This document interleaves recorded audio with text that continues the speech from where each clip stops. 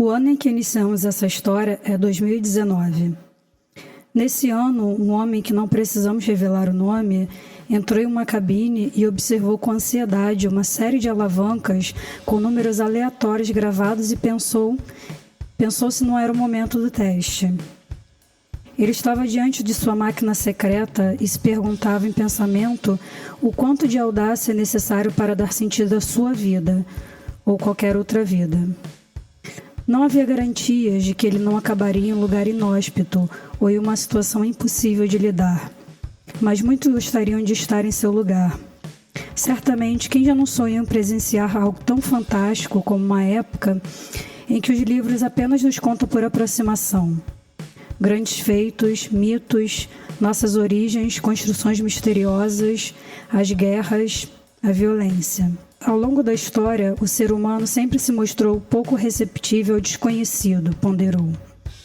E se fosse capturado por bárbaros, e se acabasse como um escravo durante o resto dos seus dias, poderia ser morto ou coisa pior. Qual o preço a pagar em nome do conhecimento? Quanto vale o trabalho de uma vida? Ele pensou por mais um microinstante, cerrou os lábios, franziu a testa e apertou os olhos com força.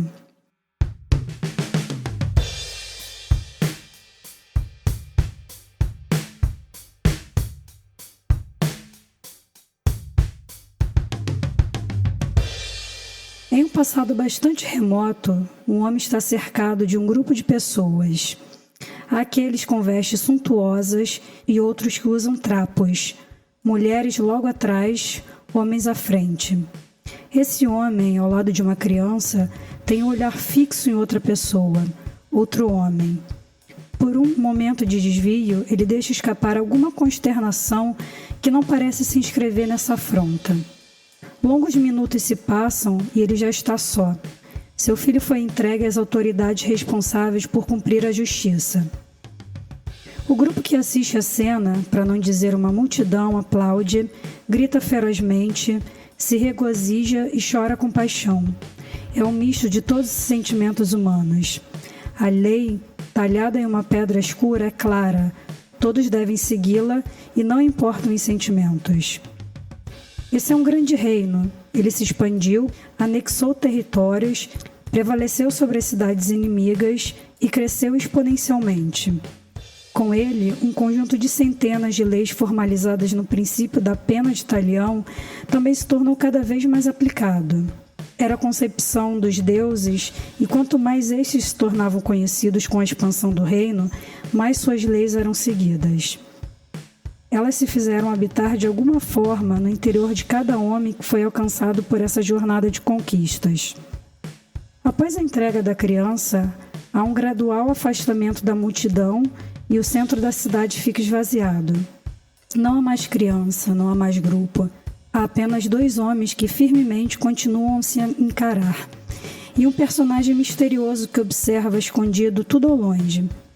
Aqueles dois homens que estão bem à sua frente estão inscritos em uma sociedade em que prevalece a lei da idêntica retaliação. Essa é uma situação ignorada pelo observador, como é de se supor. Com roupas que destoam daquelas todas daquele lugar e com traços que não lembrariam nenhuma família local ou talvez nenhum estrangeiro daquele tempo, um misterioso homem prossegue em sua observação. Ele esteve naquela cidade e pôde observar, embora com pouca compreensão, uma série de detalhes sobre vidas muito diferentes da sua.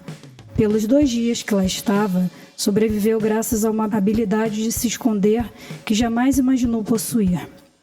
Ele se mantinha graças às águas dos rios abundantes na região, aos vegetais cultivados em grande escala pelo povo também. O desconhecido é algo que impulsiona todos os homens, e não seria diferente com esse observador. O observador, não por acaso chamado dessa forma, deseja olhar de perto o máximo possível dos detalhes daquele povo. Agora, apenas um dos 2 homens, pais, estão naquele local, então o risco de ser percebido lhe parece bem pequeno.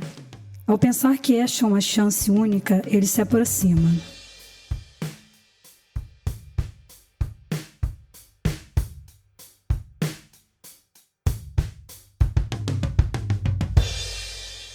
O que o personagem dessa história apenas não poderia prever é que o outro que estava ali era efetivamente alguém do seu tempo, um homem hábil na arte da guerra, uma espécie de guerreiro, apto a perceber mínimos sons e movimentos que denunciam a presença de inimigos.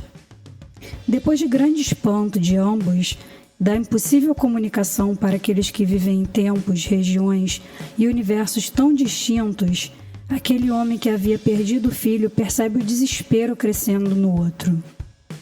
Sem mais palavras, o habitante local sinaliza um gesto universal para o misterioso homem. Ele, embora não tenha compreendido a cena que presenciou e esteja tomado por um pavor interno, foi capaz de entender o que era comunicado, então respirou. Ele sabia que podia partir.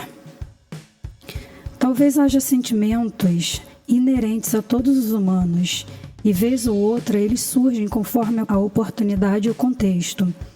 Talvez esses sentidos diluídos nas culturas se remodelem e o mal e o bem sejam apenas interpretações nossas. Talvez. Pouco importava pensar se existem princípios atemporais naquela hora. O homem voltou para si, para a necessidade prática que o momento demandava.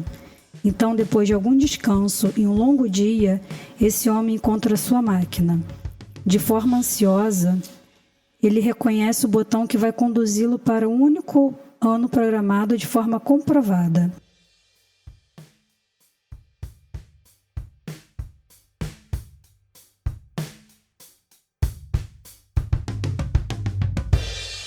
Então, passado alguns anos, vemos aquele cientista na sala de sua casa.